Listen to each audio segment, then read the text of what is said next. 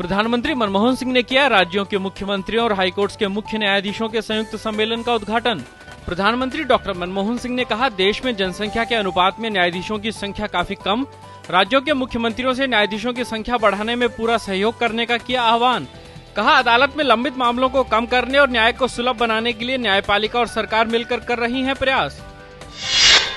कानून मंत्री अश्विनी कुमार ने कहा कि लोगों को त्वरित न्याय दिलाने के लिए न्यायपालिका को और सशक्त करना है जरूरी।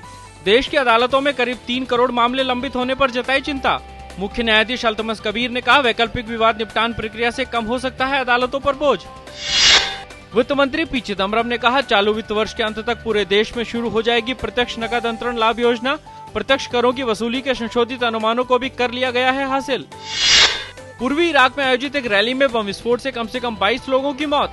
रैली पर पहले ग्रेनेड बम से किया गया विस्फोट, उसके कुछ समय बाद एक आत्मघाती हमलावर ने किया हमला। ईरान और विश्व के 6 ताकतवर देश ईरान के परमाणु कार्यक्रम से पैदा गतिरोध पर समझौता कर पाने में रहे नाकाम।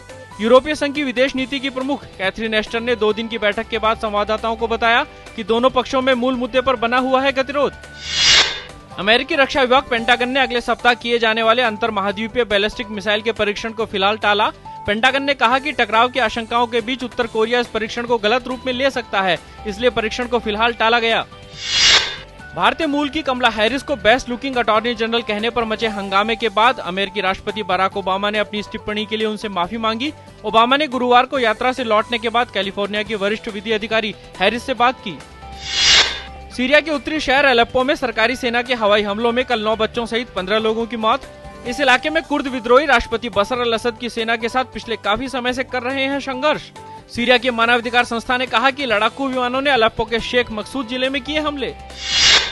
बांग्लादेश में इस्लाम का अपमान करने वाले एक ब्लॉगर के खिलाफ कड़ी कार्रवाई की मांग कर रहे इस्लामी संगठनों ने राजधानी ढाका में निकाली एक बड़ी रैली। करीब 1 लाख लोगों ने पहले लंबा मार्च निकाला और उसके बाद धरना दिया। कई लोगों ने इन्हें शहर में घुसने से रोकने के लिए 22 घंटे की राष्ट्रव्यापी हड़ताल की।